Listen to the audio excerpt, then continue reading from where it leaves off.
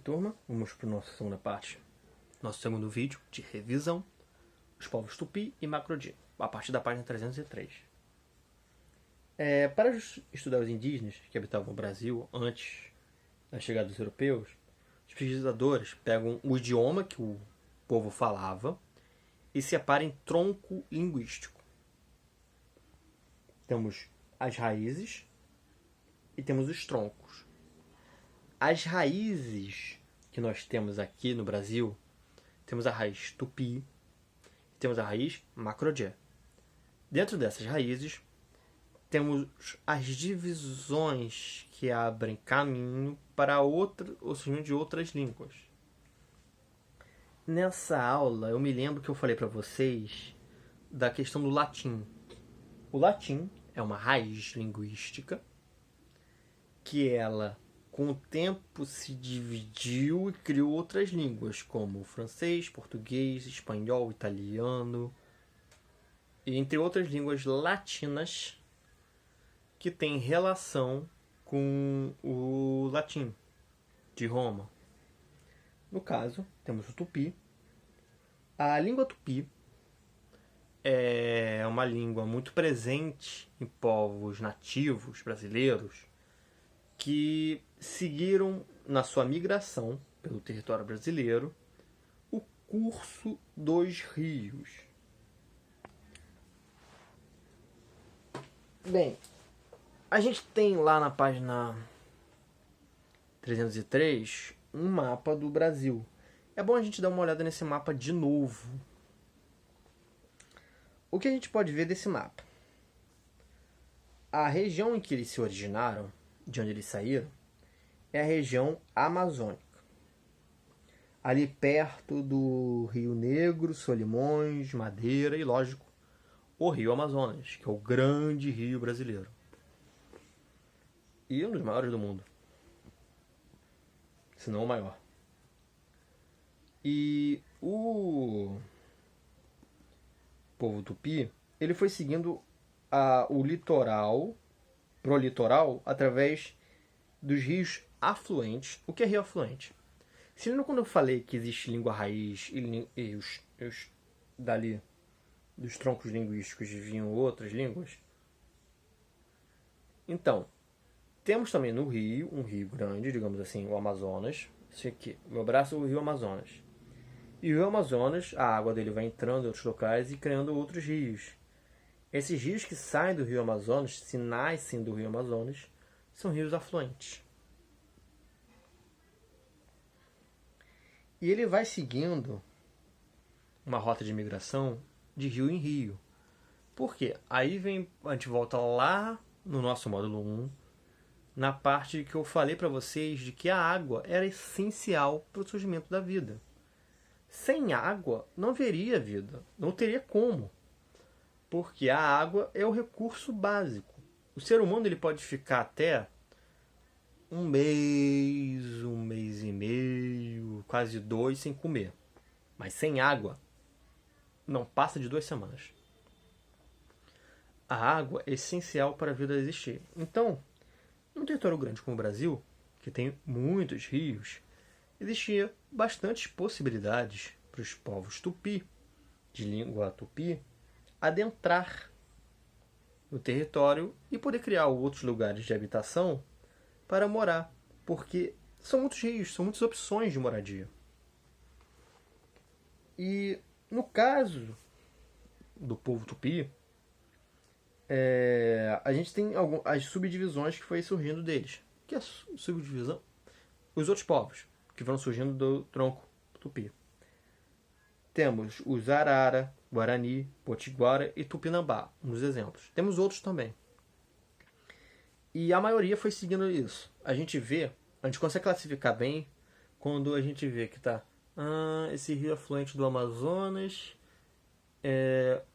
os povos que estão aqui, a língua não difere muito, deve ser o tupi. E vai seguindo. No litoral brasileiro, a gente vê tupi. Aqui, assim, Rio de Janeiro, Bahia, Ceará, tupi. No litoral é tupi. E aí, vem a grande diferença do Tupi para o Macro-D. Tupi ficou mais na região do Amazonas, do rio Amazonas, perto dos rios, e no litoral. Os Macro-D já adentraram mais o interior, o centro brasileiro. Eles viviam muito na parte do centro, que a gente chama de Planalto Central, que é uma parte mais plana do território brasileiro, que é o estado hoje de Goiás, interior de Minas, esses lugares. Eles habitavam também a região sul. A região sul do Brasil, ela tinha pouco tupi e mais macro-D. O que a gente pode entender disso? Ou os macro-D, esse tronco linguístico que deu origem a outros povos, como os Caiagã, Xocleng, Xavante, Bororo e Caipós. Esses povos, ou eles se originaram do interior do Brasil, ou eles se originaram do sul e encontraram uma rota que eles foram subindo. Mas quando eles subiram, eles toparam com os tupi. Aí, fica a coisa, você tá aqui, eu quero ir pra lá, eu quero ir pra cá. Aí os tupi seguem pro litoral, eles seguem pro interior. O que a gente acredita é que, na verdade, os macro-D surgiram do interior ali e foram para o sul. Por quê? É uma questão de observação.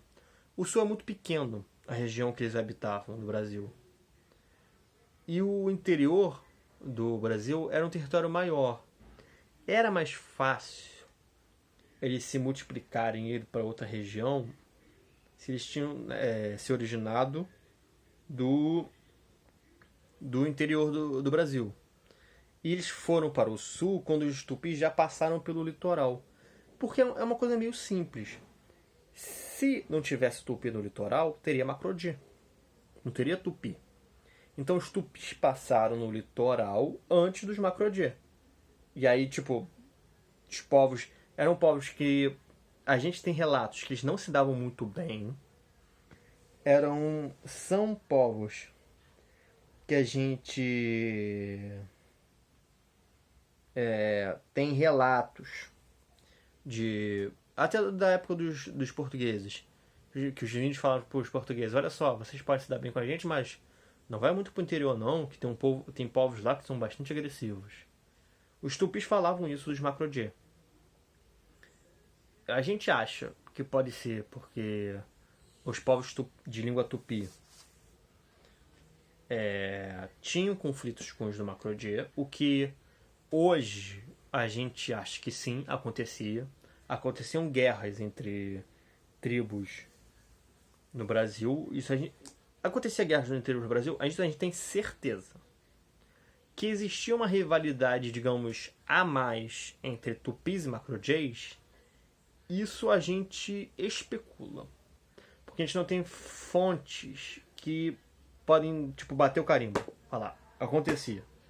Quando a rivalidade era tupi e macro-D, era pior. Lógico, podia, e até aconteceu, casos de conflitos entre povos de tronco linguístico tupi e povos de tronco linguístico macro-G. Não era porque eles falavam a mesma língua que eles iam se dar bem. Porém, a gente tem essa ideia, essa possibilidade de quando era tupi contra macro-D, era um pouquinho pior. Eles viviam também aldeias construídas perto de rios. Os macro-D, coisa de inteligente, né? Você vai ficar perto da água, você precisa da água para viver. Eles viviam da agricultura, também da caça, da pesca e coleta de coisas para sobreviver.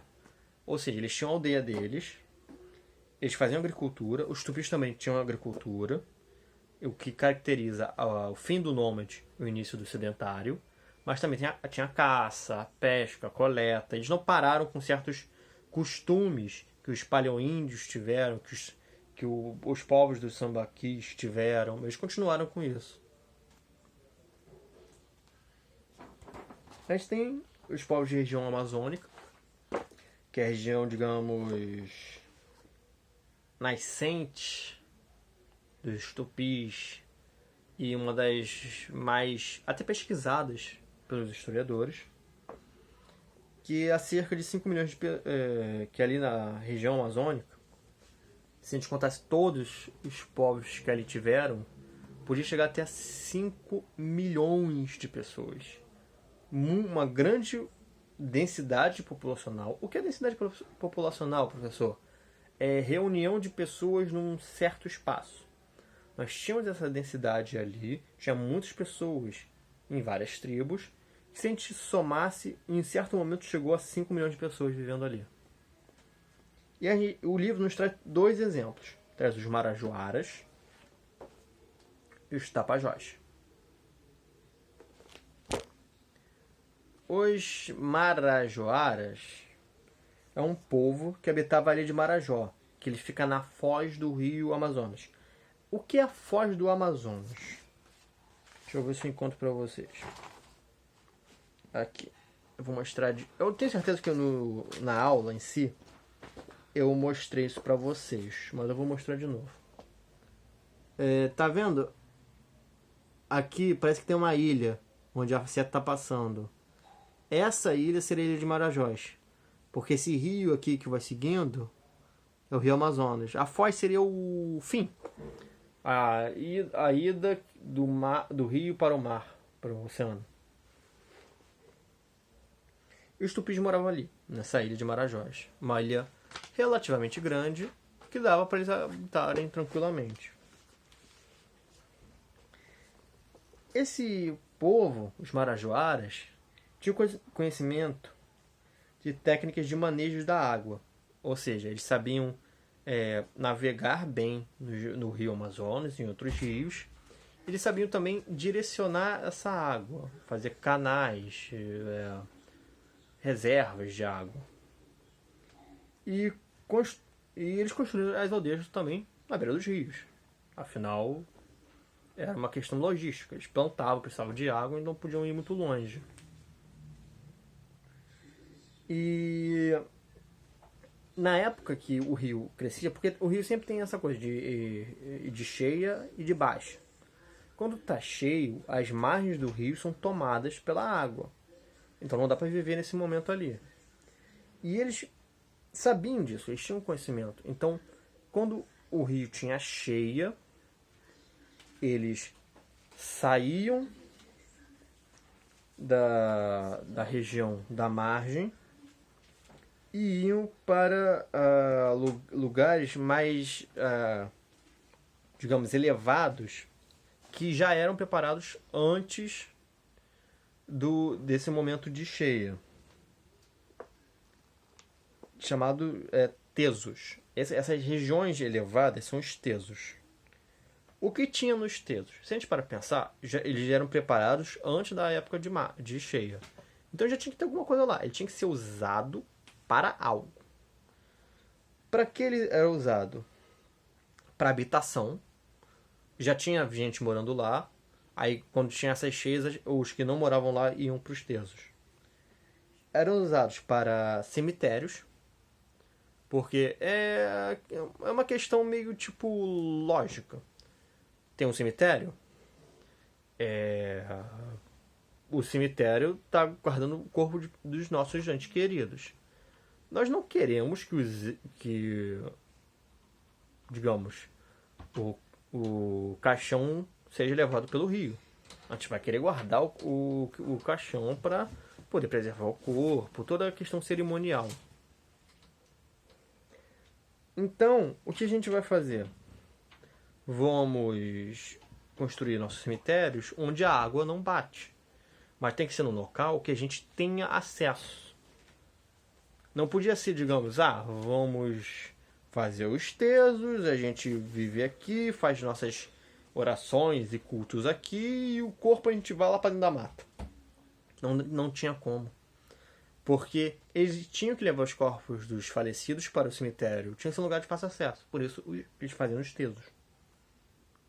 E os tesos tinham tamanhos variados. Não tinha um tamanho certo para teso. E eles também eram usados ali como locais de produção. Eles faziam, por exemplo, artefatos de cerâmica, urnas funerárias, tigelas, vasos, enfeite para botar no corpo da pessoa, e estatuetas. Eu tenho certeza também que eu mostrei essa imagem para vocês da réplica de cerâmica marajoara. E lembro de falar para vocês que era uma técnica muito avançada para a época. A gente vê vários detalhes nessa cerâmica. É um desenvolvimento cultural grande que a gente vê olhando para essa cerâmica. O que a gente não pode falar que os marajoaras eram um povo atrasado. E temos os tapajós. Os tapajós viviam na região da Foz, ou seja, também da parte que o rio acaba, ele abre, do rio Tapajós, no município de Santarém, no Pará, por volta de 1000 anos atrás. Vou ver se aqui no mapa tem para mostrar para vocês. Rio Xingu, rio Tapajós, tá aqui. A Foz do Tapajós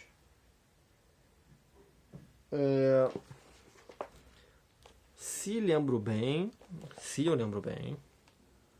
é mais ou menos ali na conexão do Tapajós com o Amazonas.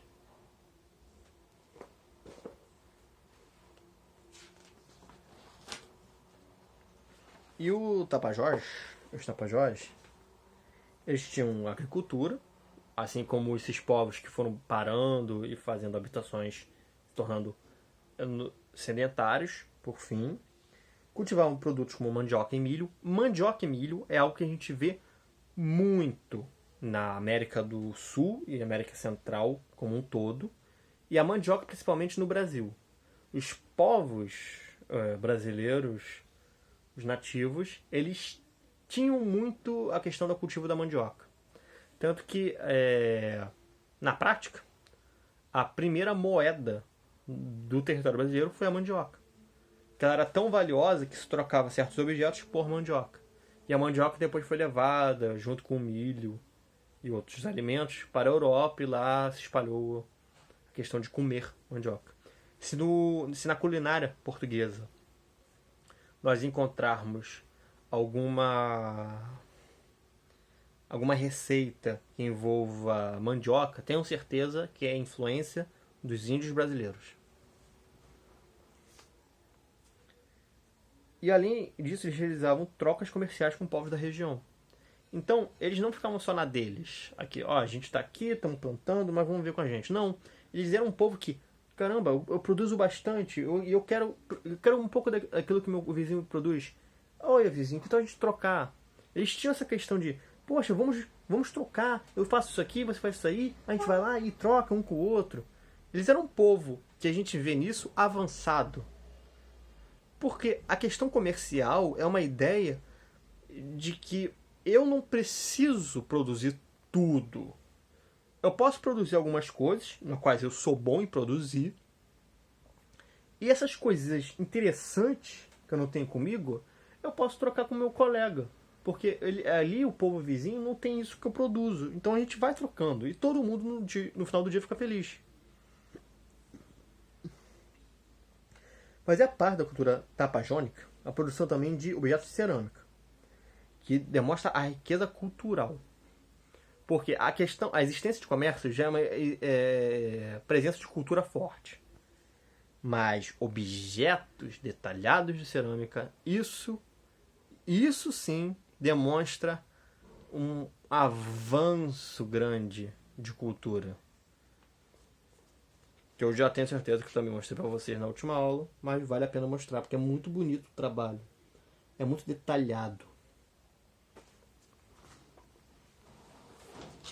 E até uma coisa interessante que o livro nos traz é que arqueólogos falam que o nível de detalhamento das cerâmicas de Marajós e dos Tapajós era tão avançado quanto de egípcios e gregos. E comparativamente, isso é muita coisa, gente. Vamos parar aqui o nosso vídeo. A gente vai lá pro grupo para o nosso segundo texto de revisão, Dessa vez sobre os povos Tupi, Macro-Tchê, Marajó e Tapajós.